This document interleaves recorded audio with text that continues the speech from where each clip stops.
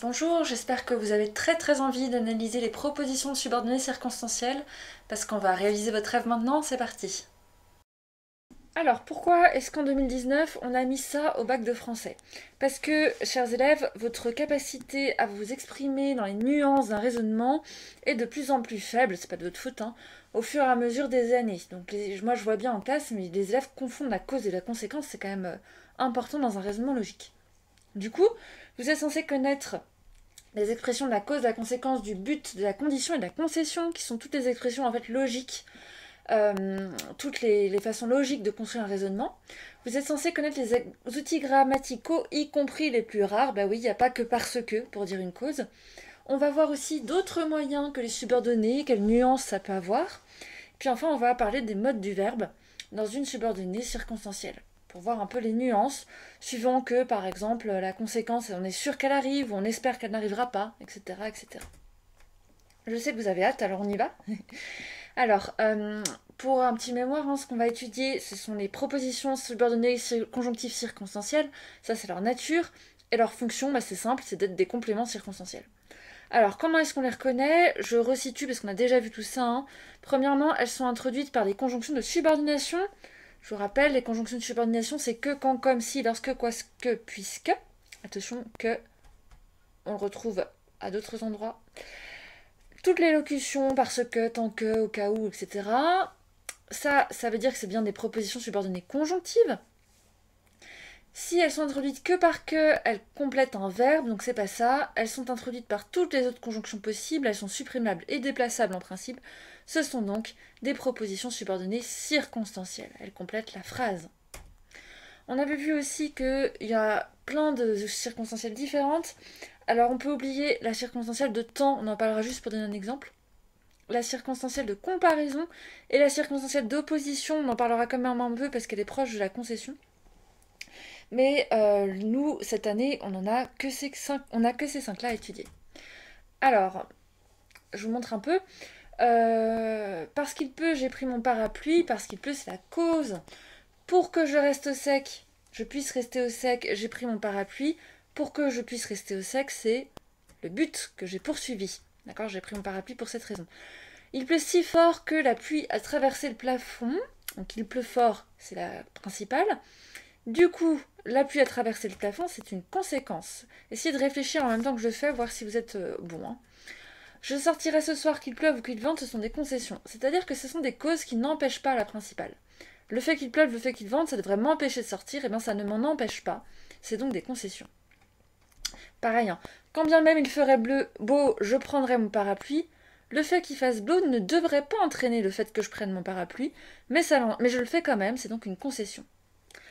Puisqu'il pleut, je prends mon parapluie, facile. C'est une cause. Comme il pleut, conséquence, je prends mon parapluie. Je prends mon parapluie au cas où il pleuvrait. Là, je suis dans l'hypothèse, c'est une condition. Je suis trempée, non qu'il pleuve, mais en fait il neige. Alors non qu'il pleuve, c'est une cause, mais c'est une cause qui est rejetée. D'accord. Enfin, il est tombé tant de pluie que la rivière a débordé. Donc il est tombé de la pluie, c'est la principale. Tant que la rivière a débordé, c'est une conséquence. D'accord. Donc je vous rappelle qu'une proposition subordonnée, pour que ça soit une proposition subordonnée conjonctive, il faut qu'il y ait une conjonction ou une locution conjonctive au début de subordination. Et il faut aussi évidemment qu'il y ait un verbe conjugué. On va voir ça ensemble. Alors, au niveau de la fonction, un complément circonstanciel complète toujours la phrase pour donner les circonstances, comme vous le savez.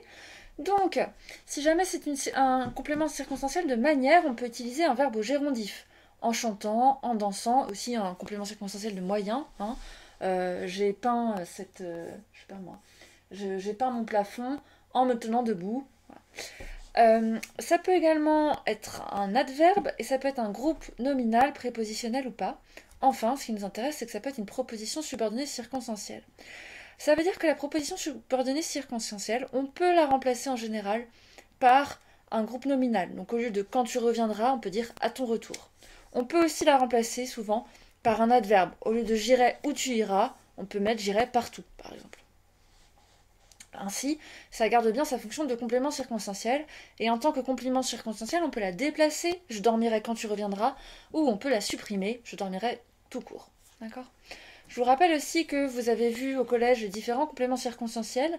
Alors nous, il n'y en a que 4 qui nous intéressent, mais rappelez-vous qu'il y en a d'autres également qui existent.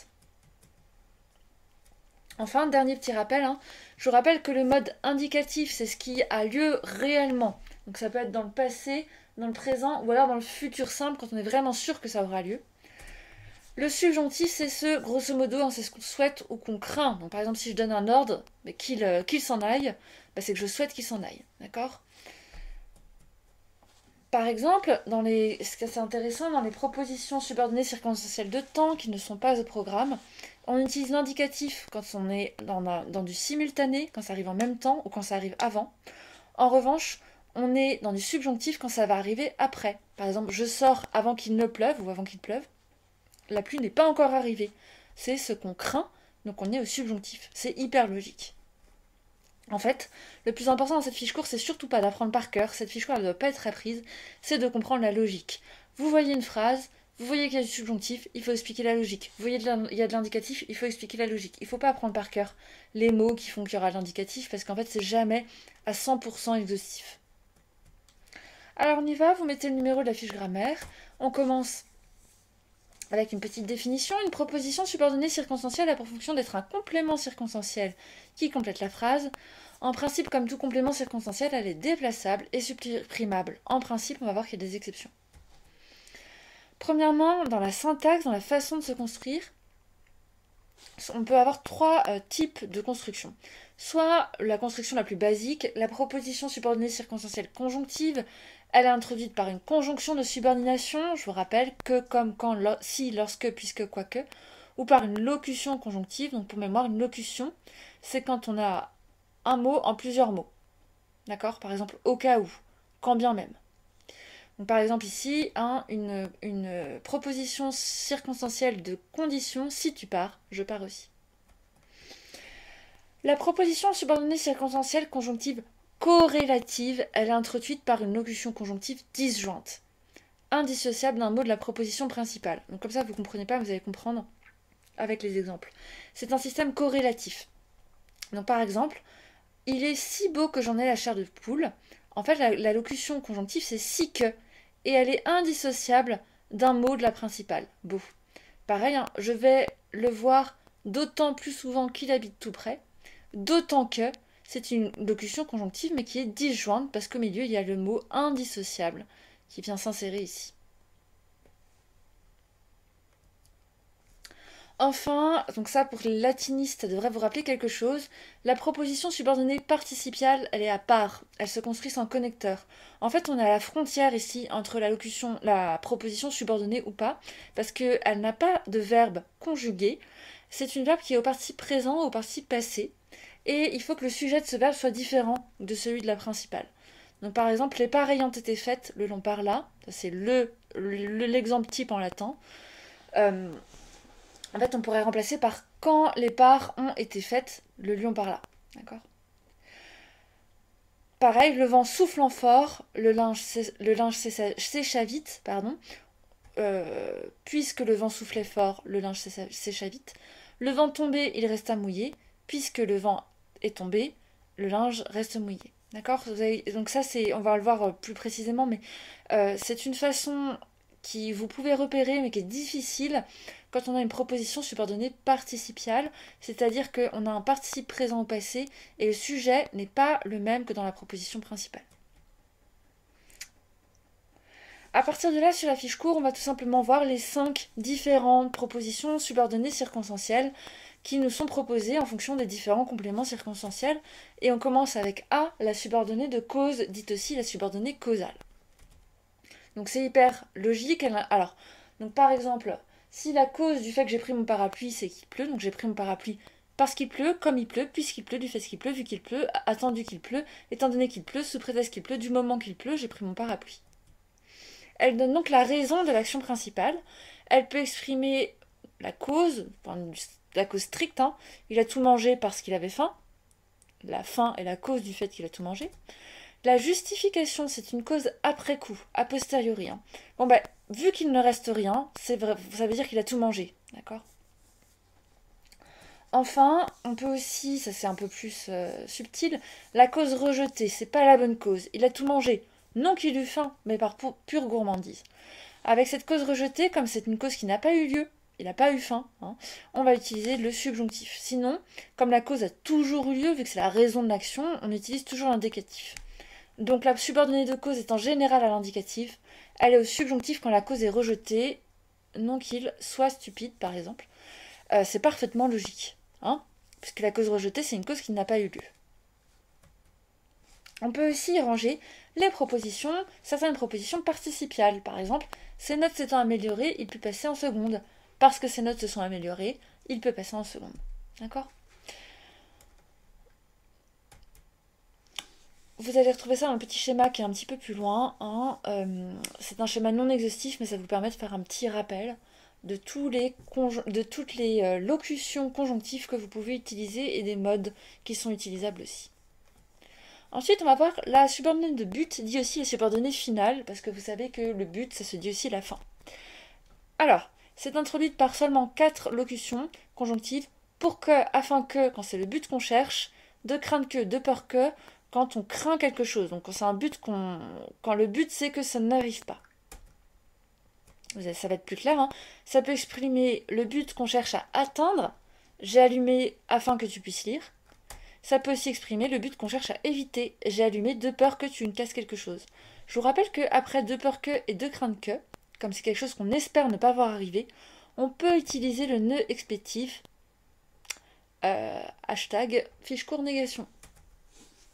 Forcément, cette subordonnée de but est toujours au subjonctif parce que c'est un souhait, d'accord? C'est quelque chose qu'on espère obtenir, d'accord? C'est pas comme la conséquence. La conséquence, ça arrive quoi qu'il arrive. Le but, c'est un souhait. Donc elle est toujours au subjonctif, ce que vous retrouvez dans un schéma ici, tout simple et pour le coup exhaustif. Ensuite, la subordonnée de conséquence, dit aussi la subordonnée consécutive.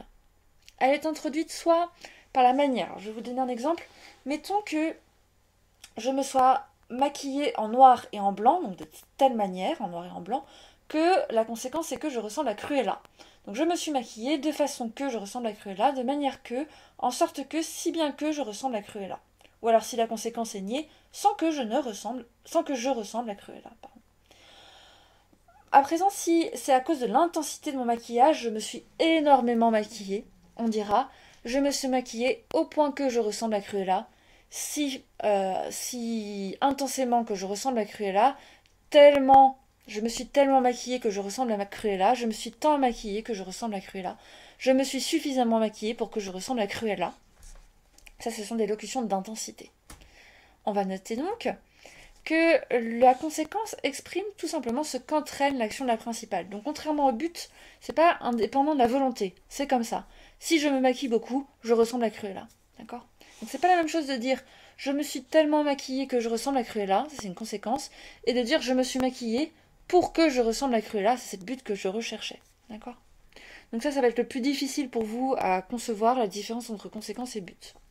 Elle peut être introduite soit par une locution conjonctive, comme ici, de telle sorte que, il est grand de telle sorte qu'il touche le plafond, ou alors dans un système corrélatif avec une locution disjointe, il est si grand qu'il touche le plafond, il a mangé tant de chocolat qu'il a pris 3 kilos, il parle si bien qu'il m'a enivré, il a tellement mangé qu'il va vite prendre du poids. Donc on voit bien ici que le but, c'est pas de prendre du poids, donc c'est pas un but, hein, c'est juste une conséquence. Si on mange beaucoup, on prend du poids. Attention, elle n'est pas déplaçable parce qu'elle doit toujours être après la proposition principale. C'est logique, hein, la conséquence, c'est après. Ça suit la proposition principale, ça suit la cause. D'accord ? Enfin, en général, elle est à l'indicatif parce qu'une conséquence, ça arrive forcément, donc c'est un fait. En revanche, si on nie la conséquence, si la conséquence ne va pas arriver, ou alors si on l'envisage seulement, elle est au subjonctif. Par exemple, il n'est pas si intelligent qu'il puisse résoudre cette équation. Hein. Il est intelligent, mais ça va quand même pas avoir pour conséquence qu'il puisse résoudre cette équation, ça va pas arriver. Donc je mets du subjonctif. Encore une fois, c'est parfaitement logique. Alors, encore une fois, c'est pas exhaustif, hein, c'est juste pour faire un petit schéma rapide. Hein. C'est parfaitement logique, si la conséquence arrive forcément, c'est de l'indicatif. Si jamais on l'envisage, elle va pas arriver, c'est pas sûr, c'est du subjonctif. Petit D, la subordonnée de condition, dite aussi subordonnée hypothétique. Alors, la subordonnée de condition, elle induit un rapport logique. Alors, regardez. Avec la conjonction de subordination si et les locutions conjonctives qui utilisent si, on aura de l'indicatif après. Avec toutes celles où il n'y a que, à condition que tu viennes, je partirai. Supposé que tu viennes, je viendrai aussi. Pour peu que tu viennes, je viendrai aussi. Selon que tu viennes ou non, je viendrai aussi. Je viendrai ou pas. On utilise toujours du subjonctif. Vous m'entendez, je dis vienne et pas viens. Enfin, avec au cas où et quand, on utilise le conditionnel. Quand bien même il serait riche, je ne l'épouserai pas. Ça, c'est quand on essaye de voir une condition. Alors, pour que ça soit parfaitement logique, ça pose entre la principale et la subordonnée un rapport d'implication logique. Si A, alors B. Et donc si A, c'est la subordonnée, B, ça sera la principale. Toutefois, ça ne veut pas dire que A et B ont lieu. Ce qui est seulement déclaré, c'est que le rapport logique est vrai. Par exemple, si on dit « s'il pleut, le sol est mouillé », je ne suis pas en train de dire qu'il pleut. Je ne suis pas en train de dire que le sol est mouillé. Donc on n'est pas dans la cause-conséquence, on est dans un système hypothétique. Si jamais il pleut, alors le sol est mouillé. Donc, si vous avez bien compris, la subordonnée de condition, c'est pas ce qui est en train d'arriver. Si tu viens, je viens aussi. On n'a pas dit qu'il venait, on n'a pas dit que je venais. C'est l'implication logique qui nous intéresse. Du coup, elle est déplaçable, mais on a du mal à la supprimer. Ça n'a aucun intérêt de voir la conséquence si on n'a pas réfléchi à la condition. Elle est en général au subjonctif si elle est introduite par une locution conjonctive qui comprend que, au conditionnel si la locution conjonctive comprend ou ou quand, et à l'indicatif si on envoie le mot si. Donc par exemple, nous l'embauchons à condition qu'il soit majeur, on a que, donc on a le subjonctif. S'il est majeur, on a si, donc on a l'indicatif. Au cas où il serait majeur, on a ou, on a du conditionnel. C'est résumé ici, avec une jolie petite faute. Désolée. Alors, vous avez vu qu'au programme du bac, il fallait voir un peu d'autres expressions possibles, donc on va s'intéresser un peu plus à la condition et à l'hypothèse, qui sont à la frontière de la subordonnée, c'est-à-dire qu'il y a un lien avec les subordonnées, mais pas tout à fait. Premièrement, on peut jouer avec le subjonctif et le conditionnel. Par exemple, si vous dites « survient une gelée » et tous les bourgeons seront brûlés, ce qui est arrivé cette année en 2021, on pourrait dire qu'il survient une gelée, mais on n'est pas obligé. Fût-il milliardaire, je ne l'épouserai toujours pas. C'est la condition. Même s'il était milliardaire, je ne l'épouserai toujours pas. M'offrirait-il un diamant, ce sera non. Même s'il m'offrirait un diamant, ce serait non. Vous m'offririez un empire que je le refuserais. Même si vous m'offriez un empire, je le refuserais. D'accord ? On peut jouer donc avec ces deux modes, qui sont les modes typiques de l'hypothétique. Également, les belles tournures n'étaient ou n'eussent été des scandales à propos du président, le parti aurait gagné. Ça nous permet de faire une hypothèse. Si cela n'avait pas eu lieu, alors on aurait gagné. Ça nous permet de faire un rapport logique. La menace aussi. Répète-le, tu le regretteras. Si tu bouges un cil, je te tue. Là, j'ai dit si, donc c'est une subordonnée, mais vous voyez, on peut retirer le si et faire juste une menace comme ça. Tu bouges un cil, je te tue. Ça ne veut pas dire que la personne bouge, ça ne veut pas dire que je vais la tuer. C'est une menace, d'accord ? On est dans l'hypothétique, dans le rapport logique. Si tu bouges, je te tue. Enfin, pas enfin, c'est pas fini, mais les modalités interrogatives. Tu bouges ? Je te tue. Mon père, si ma mère refusait de me laisser sortir, du coup, je demandais la permission à mon père. Enfin, pour terminer, retrouvons ici encore la proposition participiale. Dieu aidant, nous vaincrons. On peut remplacer par si Dieu m'aide, nous aide, nous vaincrons. Donc à chaque fois, vous voyez, on peut remplacer en utilisant le mot si, qui est la subordonnée hypothétique type. Ça nous permet de jouer un petit peu à la frontière de la subordonnée. C'est vraiment follement amusant. J'espère que vous avez trouvé ça fun. Alors ensuite, la subordonnée de concession pour terminer, c'est la plus intéressante, notamment quand vous faites un raisonnement logique, quand vous faites une dissertation. Tout ça aussi, c'est hyper intéressant pour la dissertation, la cause, la conséquence et la concession. En fait, la concession, ça montre une cause inefficace, une cause qui n'a pas produit l'effet attendu. Le rapport d'implication, qui est infirmé dans une hypothétique, il est nié dans une concessive. Du coup, elle est toujours au subjonctif, presque toujours. Regardez comme c'est logique. Bien qu'il soit malade, il est parti travailler. Donc normalement, le fait d'être malade, ça n'entraîne pas le fait qu'il part travailler.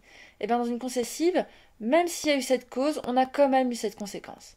Qu'il vente ou qu'il pleuve, je sortirai, pareil. Même s'il a plu, même s'il vente, malgré cette cause, je suis quand même sortie. Sans qu'elle soit belle, elle a toujours eu des suppérants, pareil. Hein. Malgré le fait qu'elle ne soit pas belle, elle a quand même des soupirants. Je ne cesse de manger quand bien même je voudrais tant mincir, c'est pareil. Hein. Je voudrais mincir, ça devrait être une cause qui fait que je cesse de manger, et pourtant je ne cesse de manger. Lors même qu'il faisait nuit, je voyais bien le château, pareil. Hein. Le fait qu'il fasse nuit devrait m'empêcher de voir le château, ben je le vois quand même, c'est une cause inefficace. Pareil, hein, dans les 3 derniers exemples, c'est quelqu'un qui est très beau mais qui n'a pas d'admiratrice. Donc le fait qu'il est beau devrait entraîner le fait qu'il a une admiratrice, mais quand même, il n'en a pas. C'est donc une concession, c'est une cause inefficace. J'espère que vous avez compris avec ces exemples. Alors, il y a quand même un peu... Là ici, j'ai lié... je me suis permis de faire un rapport avec l'opposition qui n'est pas au programme mais qui est proche. Quand on fait une opposition avec bien que, on utilise le subjonctif.